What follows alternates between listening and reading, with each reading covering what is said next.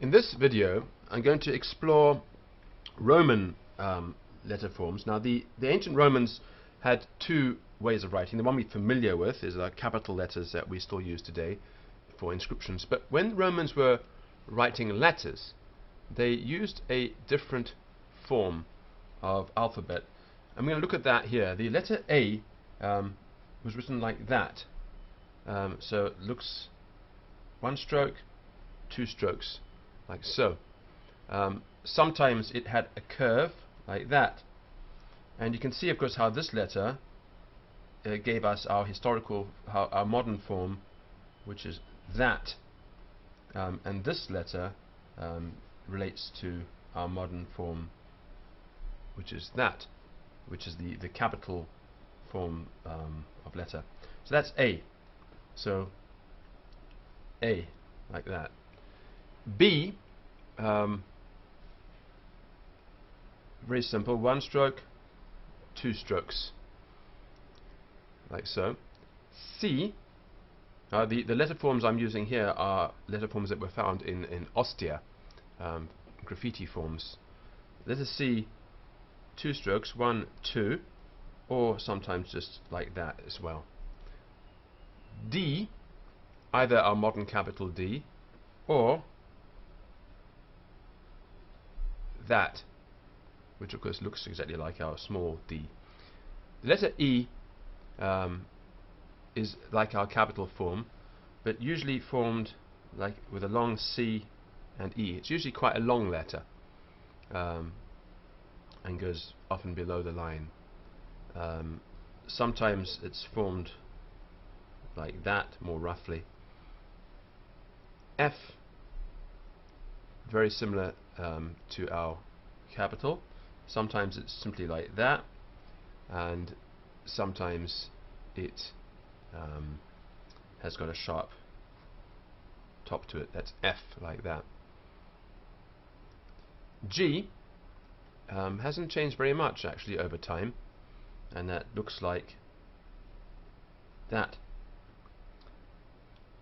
H, also not too different to our modern H. I, simply like that. And then there was a long I, which we can use as J, because I was either this or that. They were both these I's are found. So we might as well just use the J form, which is after all just a long I. K, like so.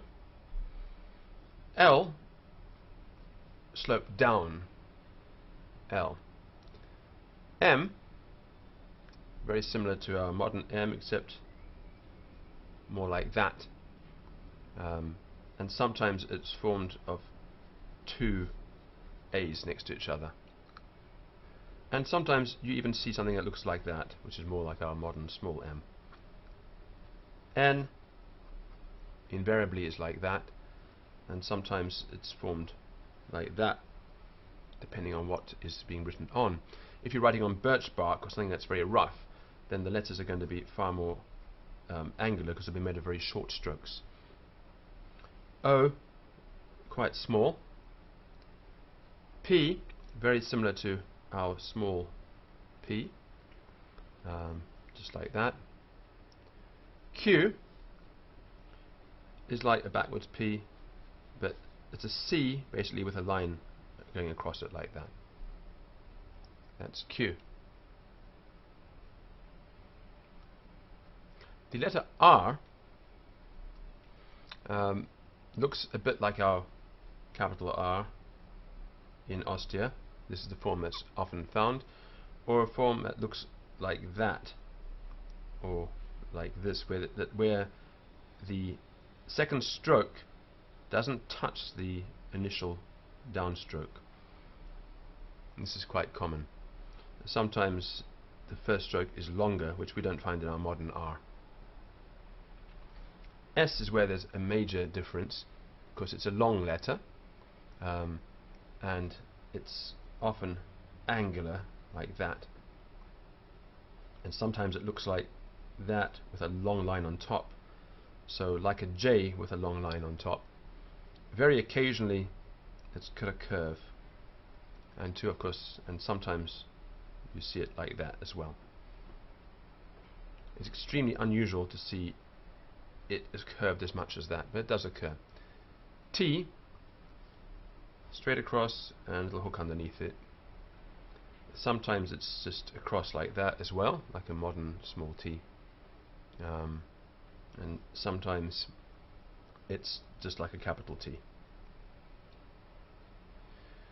Then we have U and V. Both forms occur.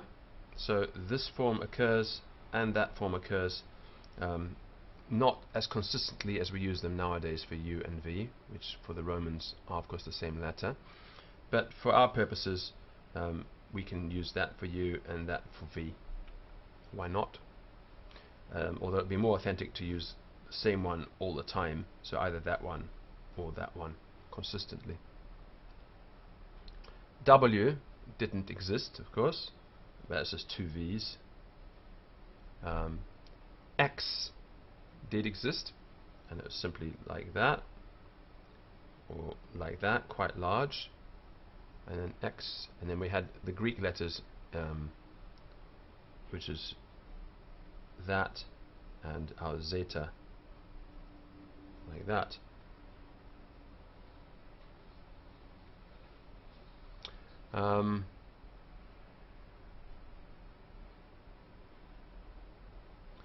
So those are examples of letter forms from Ostia Antica. So if we're going to write something like you know,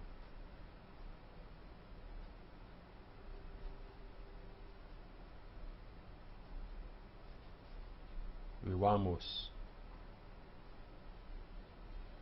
mehr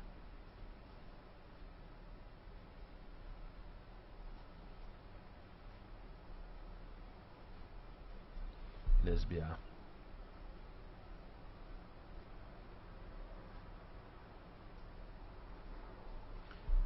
Like that. This is what the writing would look like, and there was a lot of crossing over. So if you look at the actual examples that we have a lot of examples from Windolanda,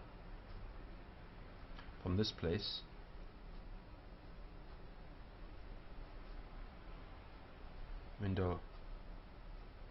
Windolanda, which is near Hadrian's wall, and there a large number of birchwood letters were discovered in the mud, and they had been preserved. They were in a leather satchel, and so we have a large number of letters on birchwood from Roman times that have survived.